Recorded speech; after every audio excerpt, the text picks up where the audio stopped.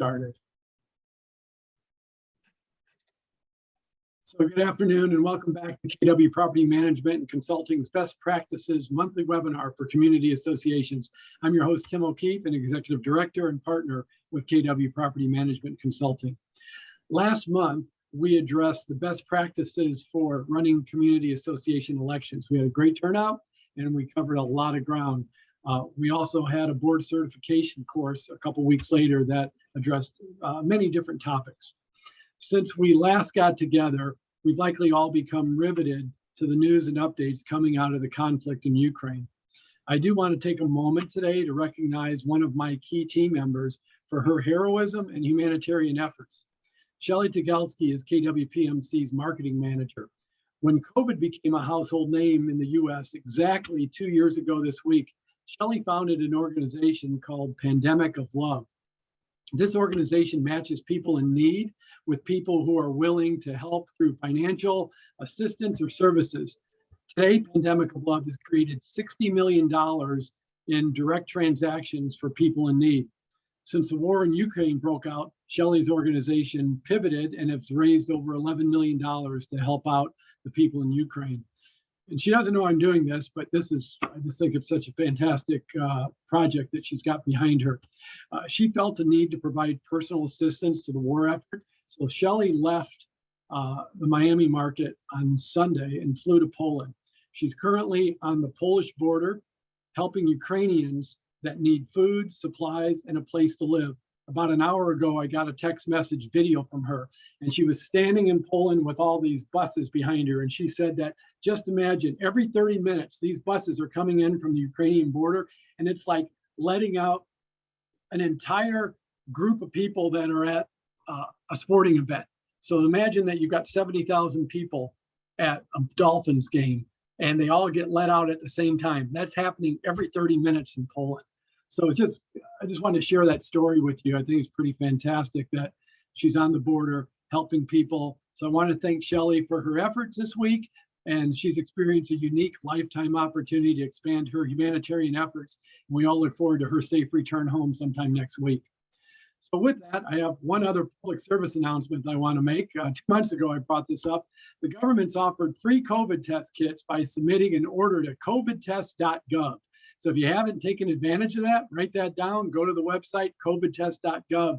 And if you took advantage of this offer, it has now been expanded. So you can place a second order for the kits, and you get 4 kits in a shipment. So I just made sure it worked. So I went to mine and I ordered my second set of kits. So I will now have at least 8 COVID test kits at home that I can use, because I've learned that you're better off having the COVID tests at home before you need them until it's too late and you actually need them, because usually it's because there's a surge in COVID and it's hard to get to them. So anyway, you can go to covidtest.org and order a free kit. It'll be shipped to your home, takes a couple weeks. Okay, so let's move into our discussion for today. The Florida Legislature this year ran from January 11th to March 11th.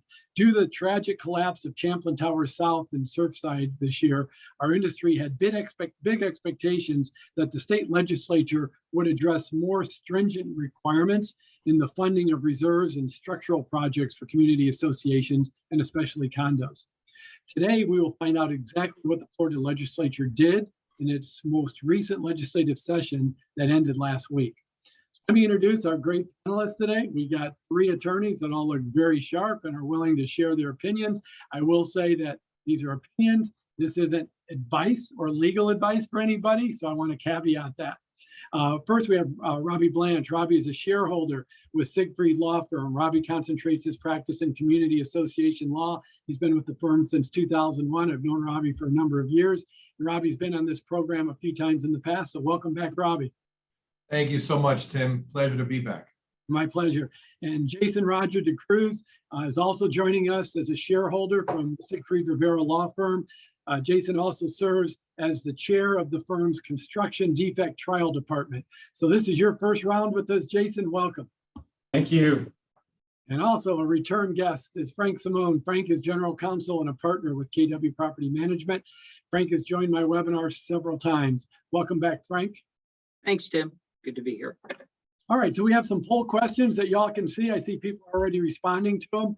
Feel free to answer those questions. As we move through the day, I will share the responses with everybody. If you have other questions about the discussion that we're having, please use the Q&A button at the bottom. I see some people have already used that, or the chat line. We can't always get to every question, but we'll do our very, very best to do that. So Frank, let me get started with you since you're the veteran of this group here as far as dealing with me. Based on the collapse of the Champlain Towers South, in the past 7 months, there's been a lot of chatter over the state legislature taking some action this session to try to prevent this from happening in the future by addressing how we can avoid properties reaching a stage where they're not being maintained properly. So what did we expect to be a reasonable approach taken by the lawmakers this year? So we'll talk about what we expected, what happened, and what we can do going forward. So let's just address what we kind of expected to happen this year. Thanks, Dan. So I think the prevailing thought was that the state legislature would enact some type of law that would require inspections, regular inspections of condominium high rises or anything above 3 floors, and also having funds on hand or available to pay for any issues that came up concerning inspections as well. That's kind of what I expected, something similar to what we have in Miami-Dade County, where there are regular required inspections, a 40-year certificate, together with monies to pay for all the items determined during the inspections and having the funds on hand. Miami-Dade has that, Broward County has that, the city of Boca Raton now has that as well, but the rest of the state does not. So certainly thought there would be something similar to what we have in Miami-Dade, Broward, and Boca Raton statewide.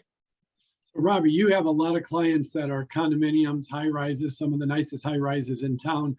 What conversations were you having with your boards about expectations and your general idea going into the session this year, what we thought we were going to be handling?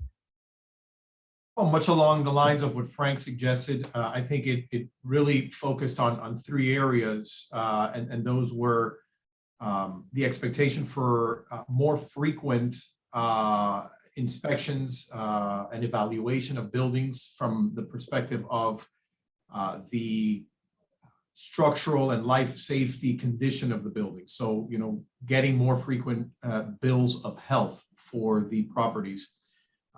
I was expecting to see that on a statewide level, which, to Frank's point, we've got in Dade and Broward counties, and also Boca now recently. So I was surprised not to see that requirement enacted legislatively. Second, I was expecting to see more regulation in the form of what to do with reserves, making the waiver of reserves more difficult, making the use of reserve funds for other purposes more difficult to be achieved, expanding upon the types of building components for which reserves are required. And again, surprising to me at least that none of that happened. And last, what people characterize as transparency, the bills that require reports to be filed. Even though I believe the legislature has done a lot in recent history to broaden expectations or requirements on community associations to file documents electronically and put them on websites for buildings at 150 units or more. But I was expecting to see even more requirements of transparency with regard to documents, engineering reports, studies, reserve studies, insurance appraisals, being even more so mandated, and also didn't make it in any of the bills that the legislature did adopt, which again was surprising. And I haven't even touched upon the impact that any of these proposed legislative bills had on the developer industry or lending industry, because I think those traditionally are highly lobbied industries, and you can foresee that there might be some pushback on those industries with regard to the enactment of legislation. And so I thought the previous three topics I addressed were the more low-hanging fruit that the legislature would easily have adopted. So I was surprised to see none of that get adopted. And Jason, how about from your end? You deal with a lot of construction defect based on, you know, the Surfside tragedy. What was your expectation going into this session, and what you thought might happen in the space that you deal with primarily? Yeah, first I echo Frank and Robbie's comments. Obviously I'm in a different practice. I try construction defect cases. So my thought was that there would be more protection, more access to courts for any construction defects that might be identified at some of these residential towers. And what I mean by that is there is a statute of repose that Florida has in place that is 10 years. And what that means is that you have 10 years from the date of the certificate of occupancy or some other triggering date to bring a lawsuit against those parties that would be responsible for construction defects, such as developers, general contractors, et cetera. And so there was a bill that was proposed that shortened that 10 years down to 7 years. And I thought actually it should be increased, because back in 2005, it was 15 years to bring a lawsuit. Now they're moving the other direction and moving it to 7 years. And thankfully that did not pass.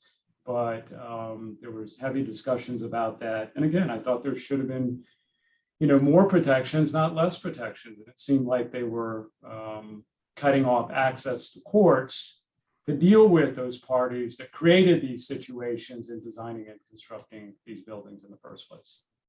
So that's a great baseline for what the expectation was. So Robbie, let me come back to you and ask the question. So what did the state legislature do this year to address these expectations that we all thought were going to take place?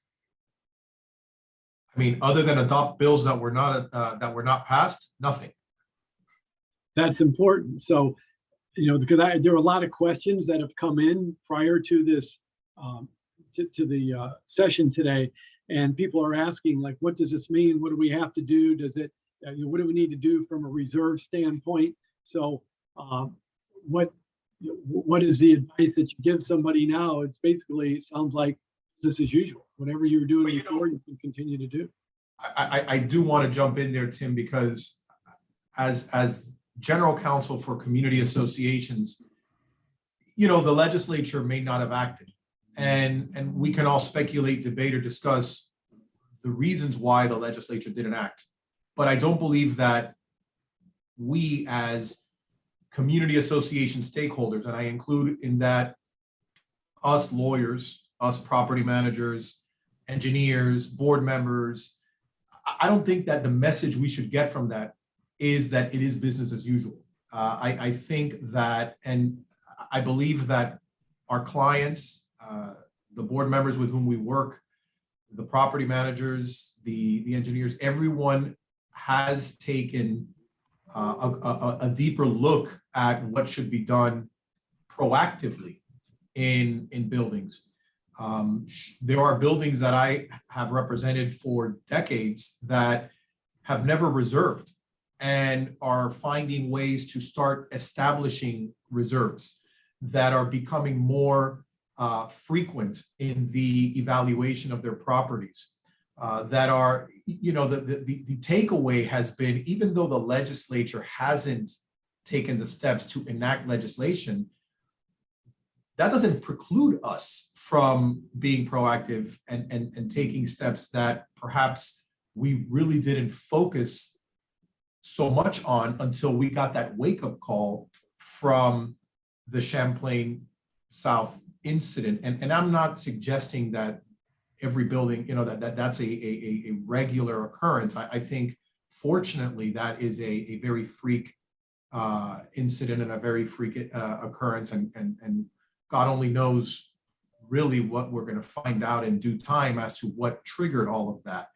Nonetheless, I do believe that a lot of the clients with whom I work did take that as a positive learning experience and have started asking the more relevant questions, the more responsible questions.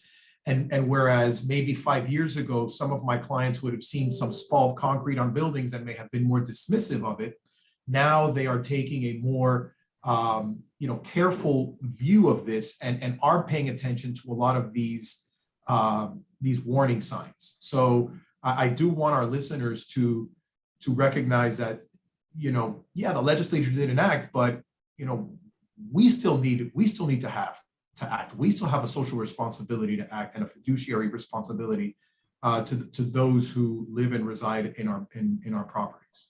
And I think that's a good point, Robbie. I think the fact that people are still very, their awareness is heightened that buildings don't have reserves at an adequate level. The structural issues might be still inferior. And I think they are taking action against that now to try to just feel safer living in a building.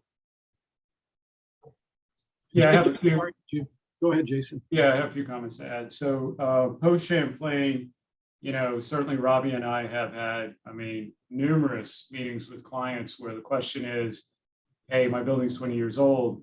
When do I need to conduct a structural inspection? I know the 40, 50-year recertification requires me to do certain things, but should I be doing that in advance? At 20 years, 10 years, 15 years, 30, like when should we start doing this? And asking about industry standards, what's accepted in the industry, because now they're paying attention to things and saying, okay, this needs to be done, or I need to get an engineer involved to assess the building so I can prepare for the future and, not be left at the 40-year period saying, oh my goodness, I've got to assess like millions of dollars when I could have addressed this earlier on. So we've seen that certainly be raised as a concern with a lot of our clients. And so, Frank, now that the legislative session is over, what can we expect? George is actually asking a question. I'll just ask his question instead of mine, which is it possible that the counties will start to adopt their own laws as opposed to being pushed down from the state level? Is this going to create more county activity to try to create safety within buildings? So that's a good question. So cities and towns and villages, local municipalities may. You saw Boca Raton do it, shortly after Champlain Towers. You may see more municipalities do the same thing. You may see certain counties take that approach as well. It just depends upon, the various councils and commissions, what actions they want to take or are able to take in response. But they certainly could. Robbie, are you seeing more of that activity from a county level now, or at least pushing county officials to do more? My practice is focused on Dade, Broward, Palm Beach counties. I'm surprised that thus far, the only one we've seen is Boca, which is a municipality, enact something along these lines. I don't know if the other local governments were adopting a wait and see approach as to what the state was going to do. That's one possibility. I don't pretend to be an expert on what goes on at the local government level. And so it's anybody's guess as to whether or not the municipalities are going to do that. But I do feel that it is probably more likely that we start seeing more local level regulation.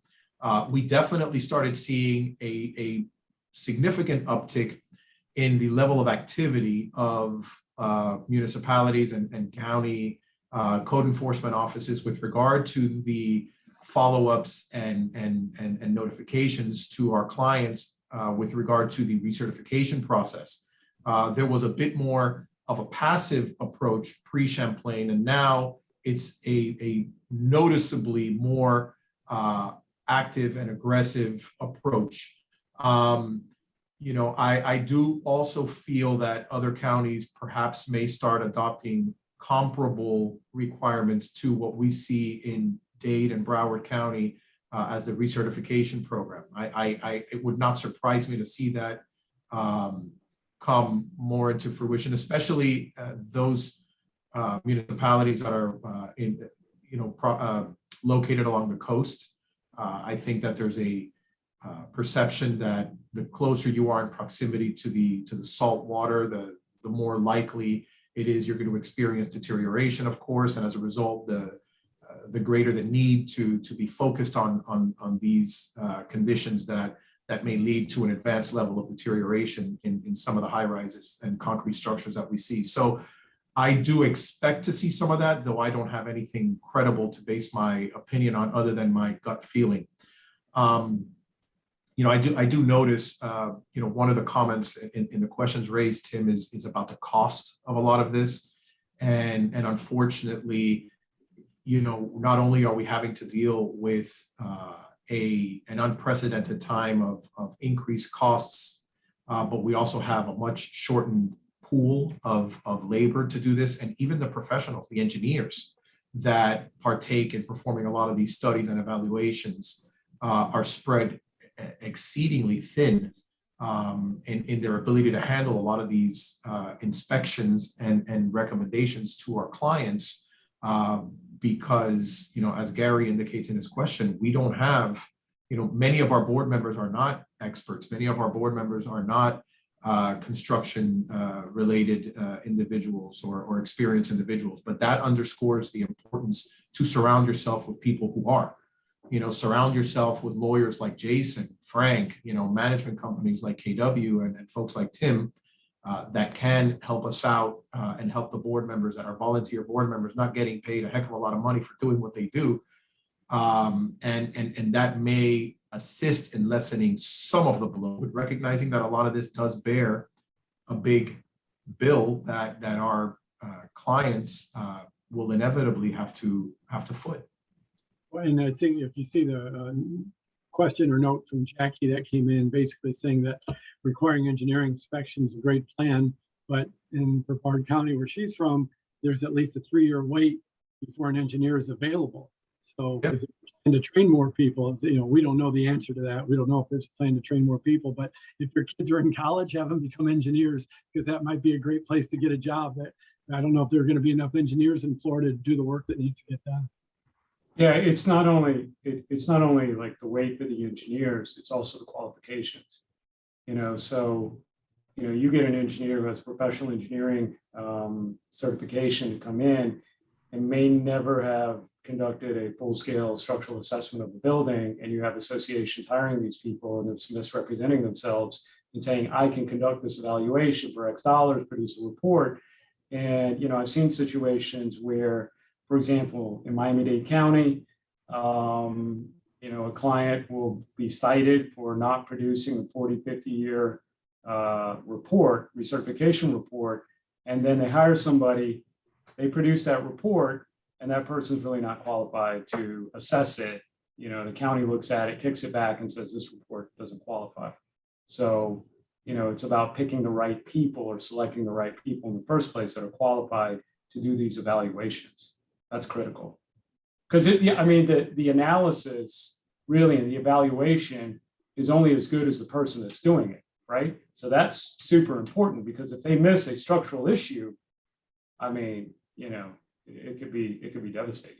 And if anybody's going to do structural engineering studies, ask your attorney, ask your management company for a recommendation, because we all work with good ones, and we know, maybe the ones you may want to steer away from, and those that are doing really good work right now. So those that are experts in it. So make sure you get the right one. Don't base it on price. And I just want to add one other thing. There's this view by some clients that if the building was so bad, then the city or the county or municipality would red tag that building and close it down, right? Don't rely on the municipalities. You have an obligation to hire your own engineers to evaluate your structures, right? You can't expect them to do it for you and be reminded that they are protected by sovereign immunity. So you can't sue them for it, in short, if they miss something. Yeah, and to expand on that, I've represented many of the municipalities in South Florida over the years. And I can tell you, there's never going to be someone that just enters your property to tell you there's something wrong with your property.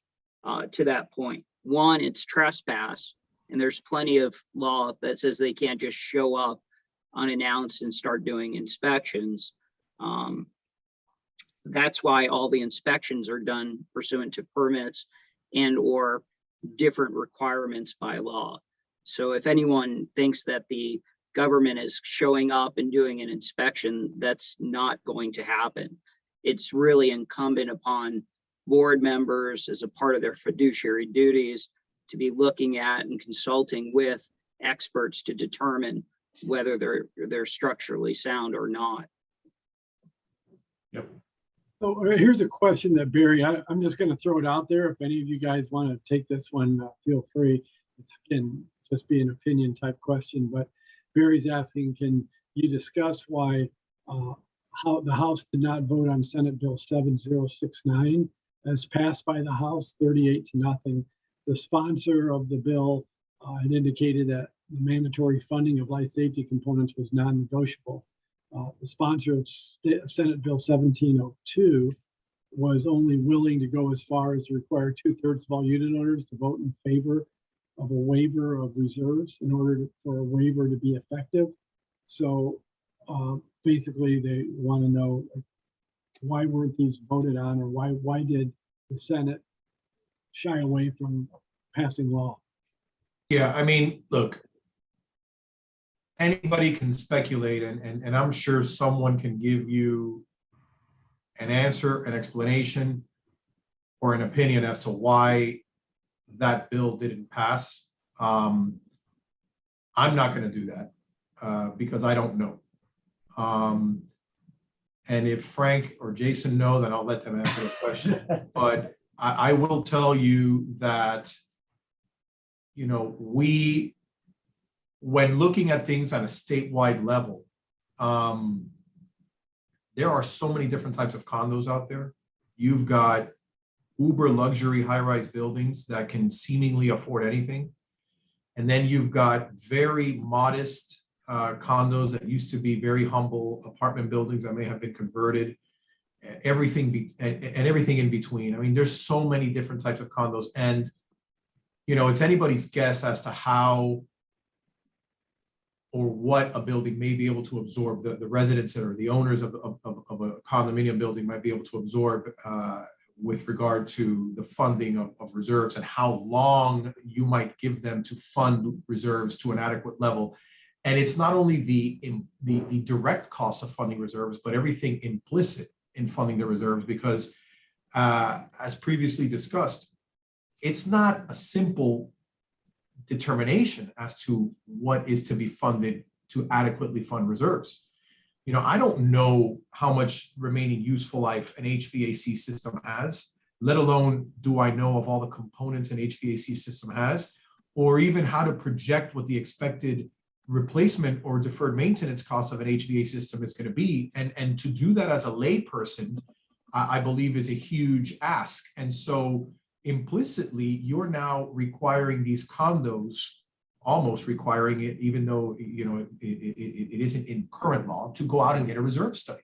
The proposed bills required it, but it continues to be, you know, adding layers of expenses that a lot of buildings are going to have to get, which, you know, sitting at this side of the camera, it's easy for us to say, you should do this, you should do that, you should get a lawyer, you should get an accountant, you should get an engineer, you should, you know, yes, those are obvious things to do, but when you're dealing with a community that lives paycheck to paycheck on modest income, it's very difficult to convince them that, you know, these are necessary investments. At the same time, when people live in a home such as myself, and it's not a condo, but it's a home, a standalone home, you know, I'm not looking to anybody else when the time comes to replace my roof. When I got to replace it, I got to replace it. You know, when I got to do work to my house, I got to do it. You know, I don't have the luxury of putting that off when the time comes. And so it's a difficult balancing act that I feel the legislators are tasked with.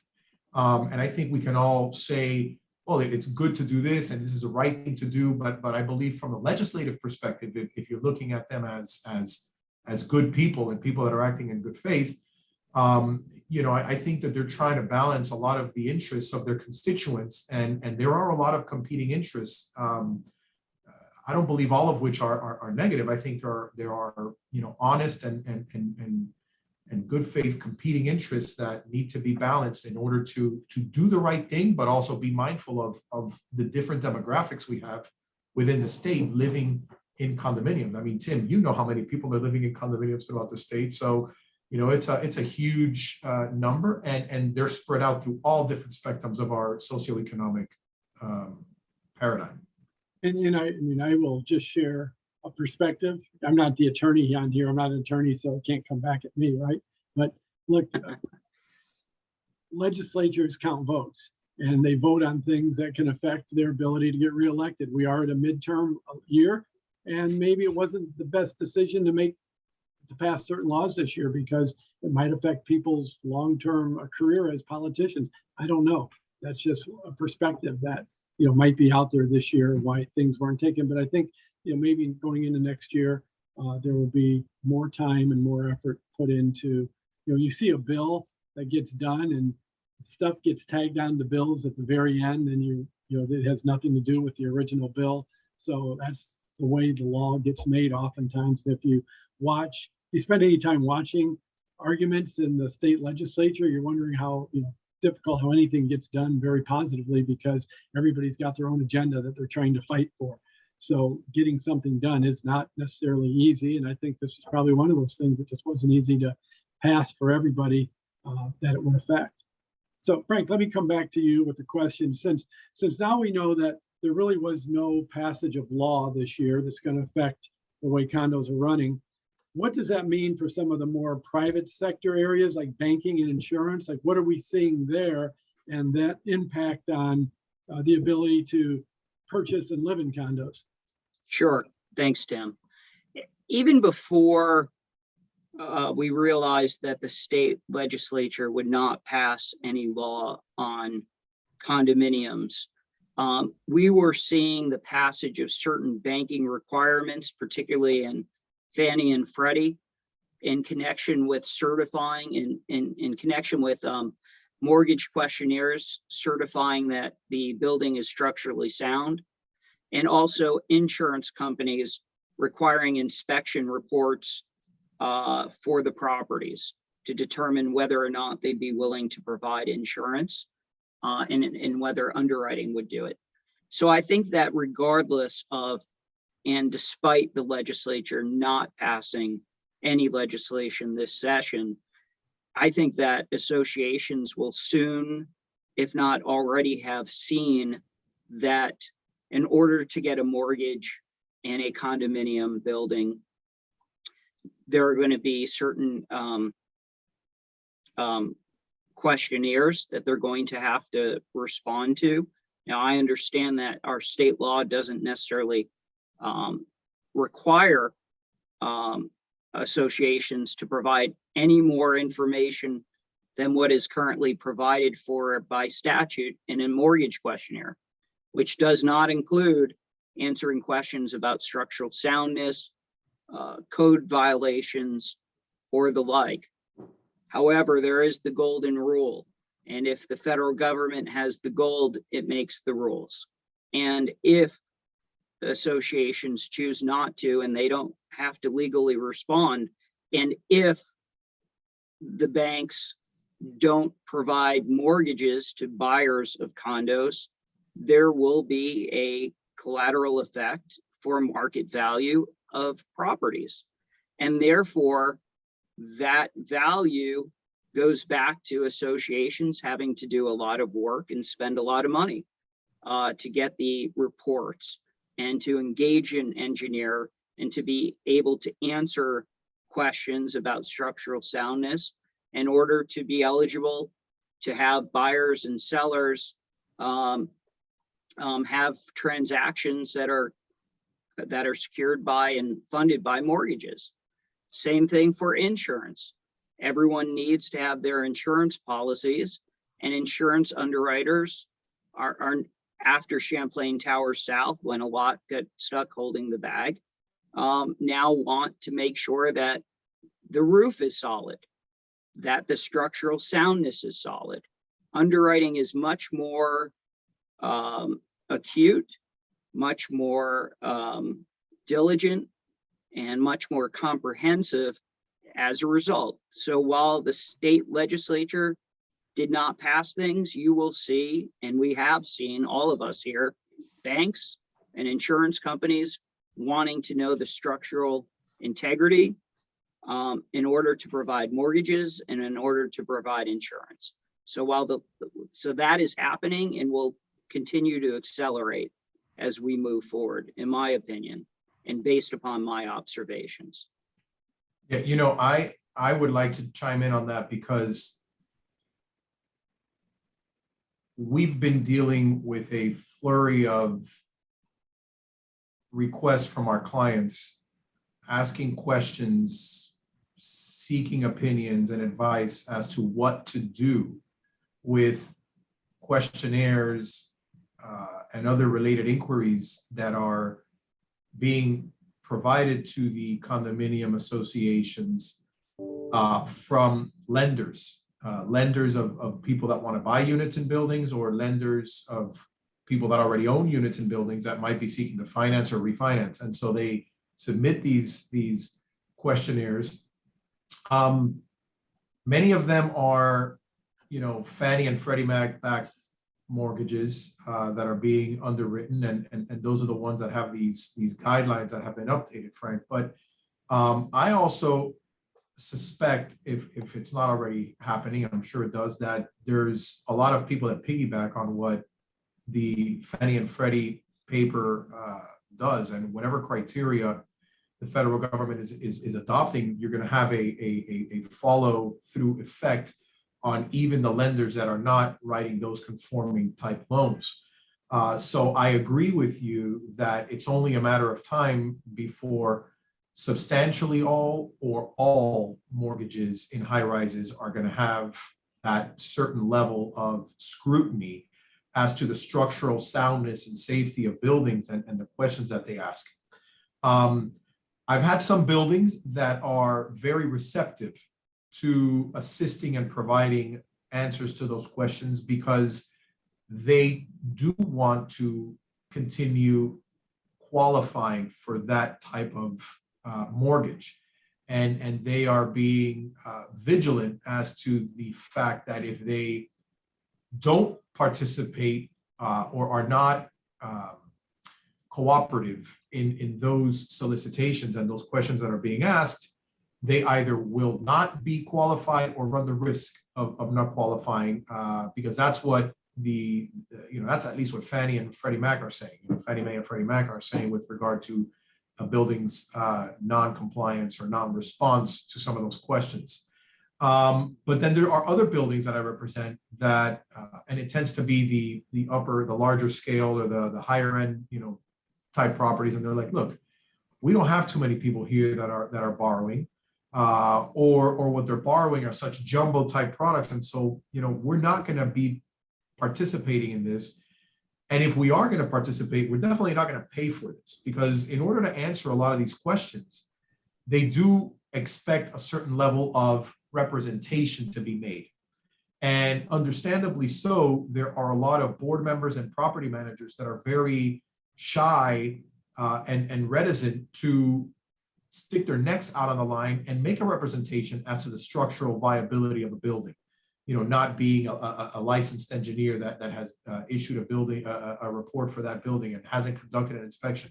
And understandably, a lot of boards and managers are hesitant to be cooperative in that process.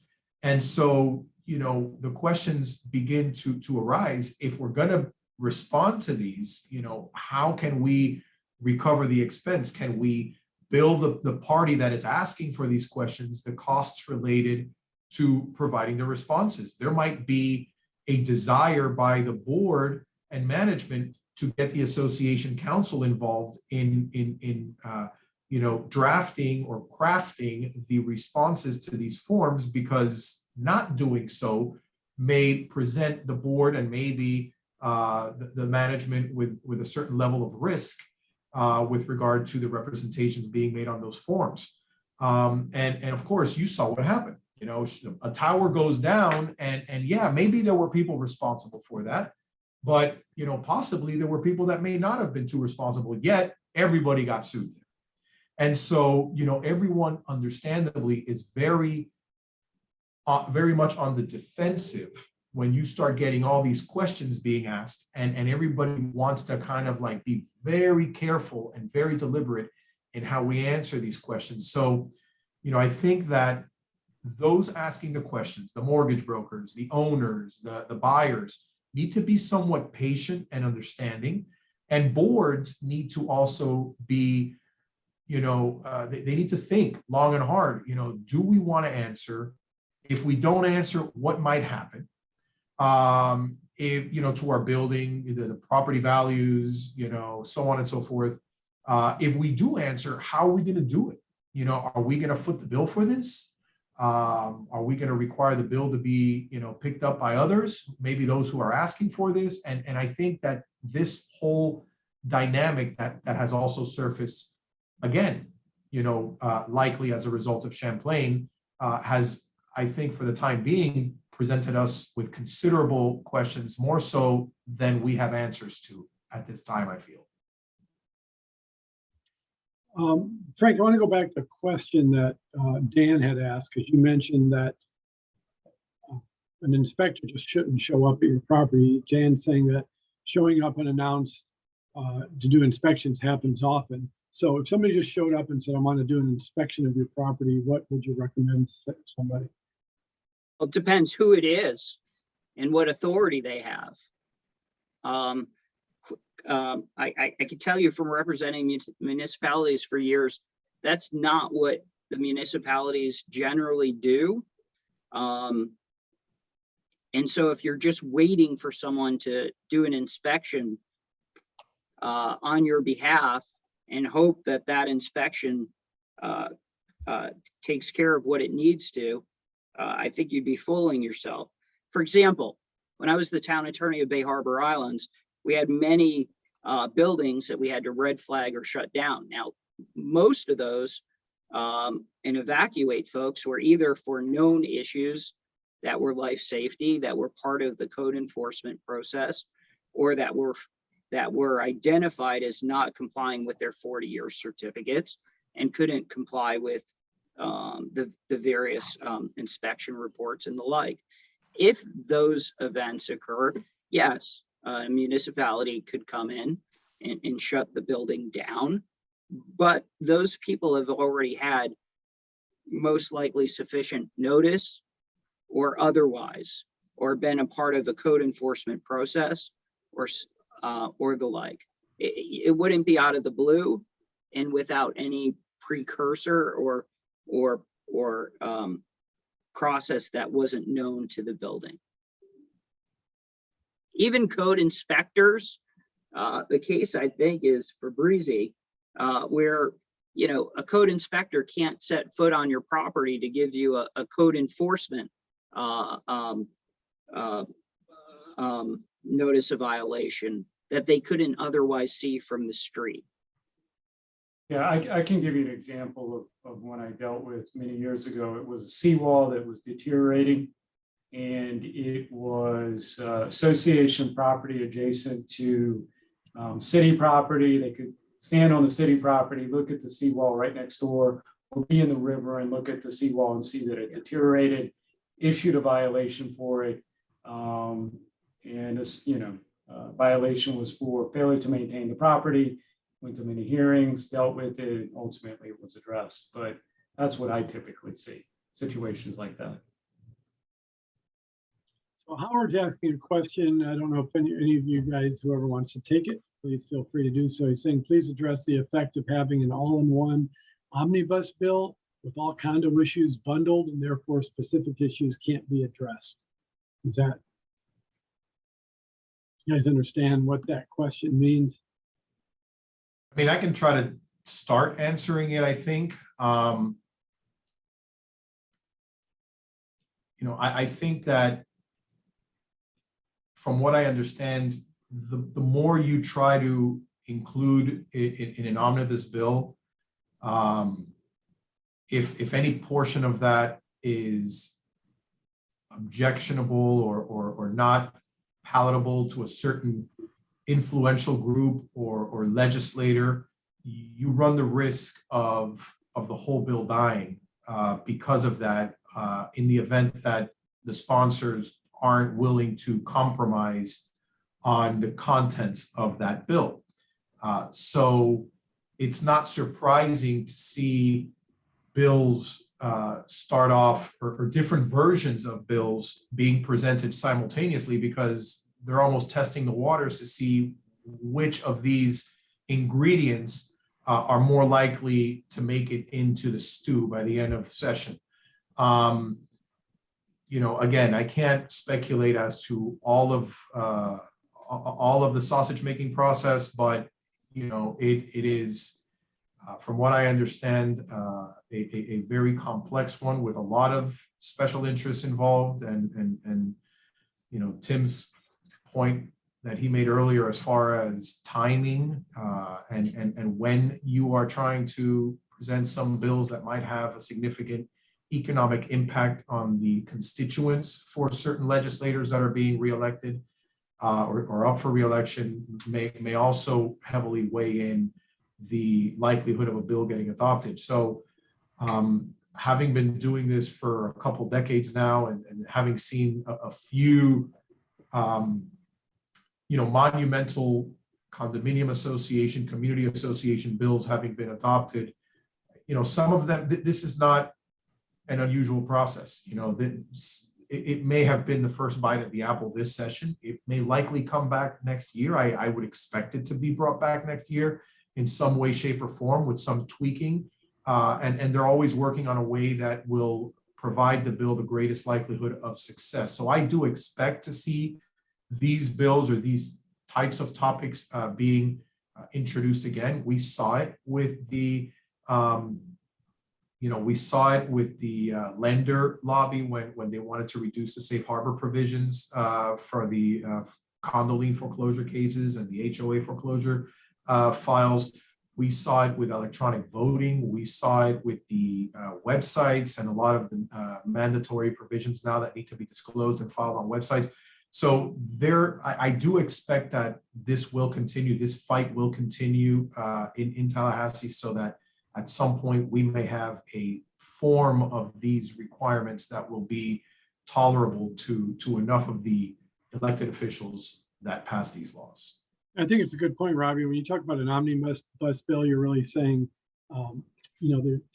there's not a lot of room for negotiating and something like that. Getting laws passed is all about negotiating and giving in and compromising. So to hold firm on a bill that doesn't have a lot of flexibility, likely not going to get passed.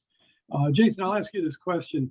Pat in Fort Lauderdale they're talking about reserve studies, and they typically don't cover everything when it comes to the building structure. It doesn't necessarily look at concrete spalling or PT cables, stucco repair. So what would be good resources to be able to put a good plan in place for preventive maintenance on a building to prevent construction defects down the road? If you're not maintaining something well, is it a really construction defect, or is it just the fact that you didn't maintain something well?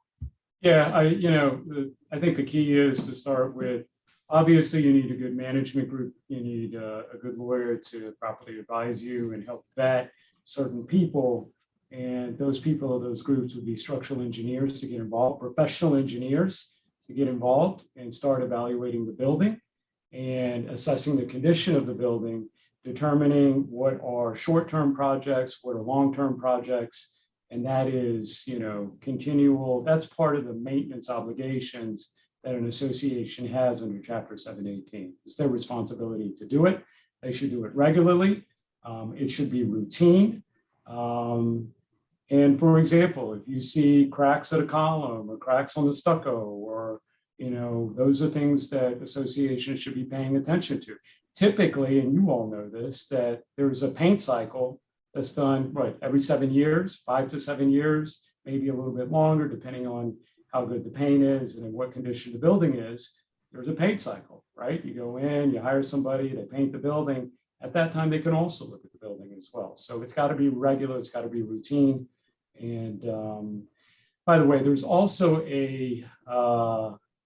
the group of engineers in the state of Florida. I think it's the Florida Engineering Society, along with some other engineers that came out with recommendations post Surfside for evaluations of the building. So, that's some information that I can provide to you all later and share with you all, but they did come out with recommendations, and it's pretty significant. And I think that's something important that our clients can look at.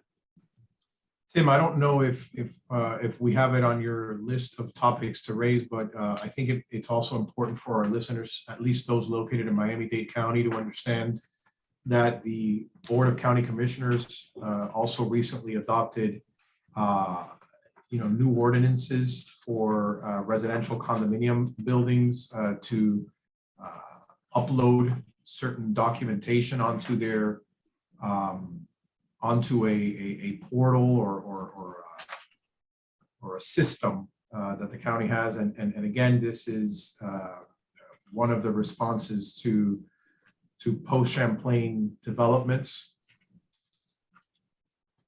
Yeah, let's talk about that. Let's talk about the what the key drivers are of that new ordinance in Miami-Dade County. Yeah, so the ordinance it now creates Chapter 17D of the Code of Ordinances for Miami-Dade County, and it's entitled Registration of Community Association. So now every community association, it says the chapter shall be known and may be cited as a Miami-Dade County ordinance for registration of community associations, and requires uniform standards for the registration by February 1st of each year. And I believe it begins with February 1st of 2023, providing a time by which community associations governed by Chapter 718, 719, and 720. So condos, co-ops, and HOAs. It's like lions, tigers, and bears, right? Oh my! They need to file a whole bunch of I mean, it's a category of 14 documents. The name of the community association, business address, name and contact information for property manager or other designated agent, list of officers, link to community association website, but they start talking about reports, to adopted annual budgets, location of where all building permits for work in the common areas are may be located, all reports issued within the last 10 years on the structural status of each of the properties within the county owned, operated, or governed by the community association, including any required certification reports, if applicable, certificate of insurance, listing all of the community association's insurance. And then this information needs to be updated on an annual basis. So, I wanted to throw it out there because I do understand that a good number of our listeners might be located in Dade County. And this is something that they need to be aware of. Yeah. And that's an interesting point, because it sounds like a lot of work, and it's not a lot of work for those properties that work with a management company, because the management company is going to be responsible for that. And an effective management company should have a system that already has all that information there. Budgets, contracts should already be scanned in for insurance purposes, and just uploading that to a system that the county offers. It's going to take a little bit of time, but it's not going to be a devastating amount of time for anybody. If you're self-managed, it's going to be a lot more time, because what we oftentimes find is that information is not well organized or collected in a single place. So, those self-managed buildings are looking at that and saying, wow, that's a big task to jump. You may want to talk to some management companies that can help take away all the workload, because board members are already working far too hard in those properties. So use the resources that you have, consult your attorneys, and then figure out how to get that requirement met between now and really I guess we're down to about 10 or 11 months to get that done. Yeah, I'd like to add a few comments. And I think that's very important, because it is uploading a lot of information, it's registering, and there is a schedule of civil penalties.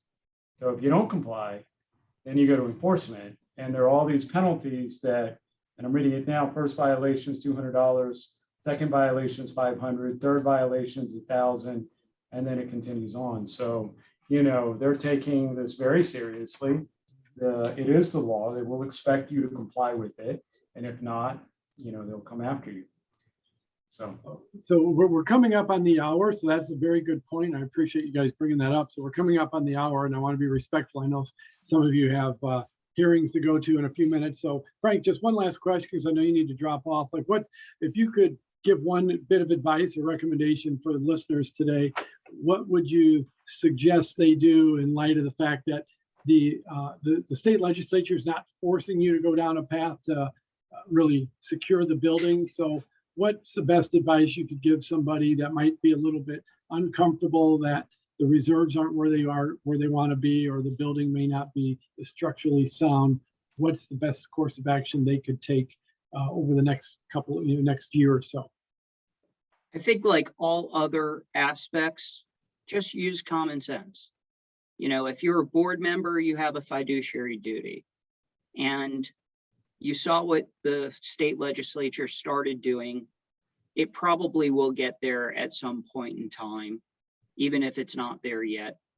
And I think folks should start getting ready for what the legislature may do, which may look substantially similar to what we saw coming out. Making sure that they have reserves, making sure that they have their building looked at, making sure that there's some monies available, whether it's on hand or access to lines of credit, and that they're speaking to the professionals who can assist. Because, someone who's a board member may be an artist, or maybe a lawyer, or maybe a forensic engineer, or none of those things. So they need to start looking for in deferring to some of the experts who can help them get where the building needs to be, which is to ensure that it's structurally sound and that it has access to monies to cure any issue that it may have to structural soundness.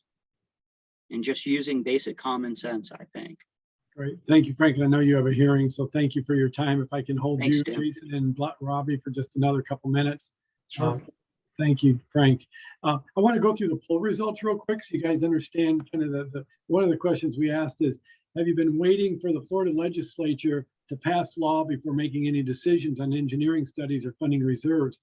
And 31% said yes, 69% said no. Since the Champlain Towers South event, have you hired an engineering firm to conduct a detailed engineering study? 42% said yes, 33% said no, 25% not yet, but we're planning to. So that would, if you take that 25%, that's about 67% that still plan on having an engineer. Do you fully fund or partially fund reserves? Of our listeners today, 42% fully fund and 58% partially fund. So I think we were kind of expecting there to be law passed that might affect that approach to funding reserves, but that's not going to happen now. And then, have you had a reserve study completed in the past 3 years? 58% said yes, 42% said no. And then the last question we had, did the Champlain Towers South event change your approach to budgeting reserves? 37% said yes and 63% said no. So Robbie, I'll just, for a last question for you, the question about, have you had a reserve study completed in the last 3 years? 58% said yes, which means 42% said no. What's your recommendation on reserve studies for properties? I mean, I'm a proponent of reserves, and I'm a proponent of, reserve studies for the reason I indicated earlier. I don't believe that many of the volunteer board members may possess the level of expertise and experience that is involved with accurately, forecasting or preparing reserve analysis. So, as a board member, it's a thankless enough job as it is. The pay isn't that good. Why assume the risk of trying to guesstimate a lot of these, reserve figures? I think that it's probably money well spent to engage a reserve analyst. One of the comments earlier, or the questions earlier presented in this webinar indicated that,